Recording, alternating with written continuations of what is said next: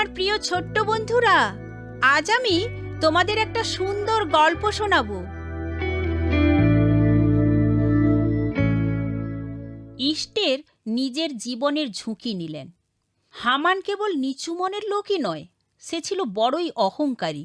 Persian রাজা আহসুরাস তার ক্ষমতার দ্বিতীয় স্তরের প্রশাসকের স্থানে অভিষেক দিলেন পারস্য সাম্রাজ্যে।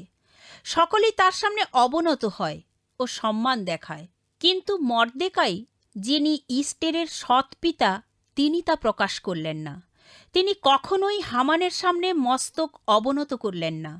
হামানের কাছে যা ছিল বড়ই ক্রোধের বিষয়। আপনি একটি হুকুম অমান্য করেছেন, কেন আপনি আমার সামনে মাথা নত করছেন না? যেহেতু আমি হলাম ইহুদি, কেবল ঈশ্বরের সামনেই মাথা নত করে প্রার্থনায় যাই। এজন্য আপনাকে দুঃখ প্রকাশ করতে হবে। হামান ভীষণভাবে অপমানিত ও আহত হল। সে তার মনে এক পৈশাচিক পরিকল্পনা আঁকতে লাগল। আমি তাকে হত্যা করে ছাড়ব। শুধু তাকেই নয়, প্রত্যেকটি ইহুদি যারা পারস্যের 127টি প্রদেশে বসবাস করে তাদের সকলকে নিশ্চিহ্ন করে ছাড়ব। হামান রাজার কাছে ইহুদিদের দুর্নাম করে ছাড়ল। সে তার পৈশাচিক পরিকল্পনার সপক্ষে রাজাকে বশে আনল। তখন সে যা কিছু চাইছিল তা সে করতে পারবে। হামান তার সবচেয়ে দ্রুততম অশ্ব দিয়ে সকল স্থানে রাজদূত প্রেরণ করল। তার নিজের স্বাক্ষর দেওয়া পত্র, যার মধ্যে এই মারাত্মক হুকুম ছিল।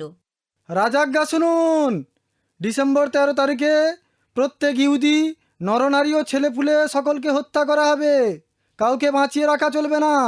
তাদের সকলকে হত্যা করে তাদের সকল সহায় সম্পদ লুট করা হবে। এ আজ্ঞাটি ভয় ও উদ্বেগের কারণ হয়ে দেখা দিল। ইহুদিগণ শোকের পোশাক পরিধান করল। তারা কান্নায় ঈশ্বরের কাছে নিজেদের সঁপে দিল। মর্দেকাই জরুরি একটি বার্তা রাজপ্রাসাদে পাঠালেন। এখন কেবল একজন ব্যক্তি সাহায্য করতে পারবে। সে হল তার সৎ কন্যা রানী ইস্টের। ইস্টের, তোমাকে রাজার কাছে যেতে হবে। তার কাছে ওকালতি করতে হবে যেন আমরা বাঁচতে পারি। আমি তা করতে পারি না। রাজার কাছে যাওয়ার কারোর কোনো অধিকার নেই যতক্ষণ পর্যন্ত তাকে ডাকা না হয়। যদি আমি যাই তবে আমাকে মরতে হবে। নীরব থেকো না। সম্ভবত এ কারণেই আজ তুমি রানী হয়েছো, যেন আমাদের বাঁচাতে পারো। আমার জন্য প্রার্থনা করুন। আমি রাজার কাছে যাব। যদি আমাকে হত্যা করে তবে আমি শেষ হব।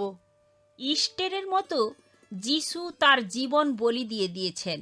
তিনি আমাদের জন্য প্রাণ বলি দিয়েছেন, যাতে আমরা মুক্তি লাভ করতে পারি ও অনন্ত জীবনের অধিকারী হতে পারি।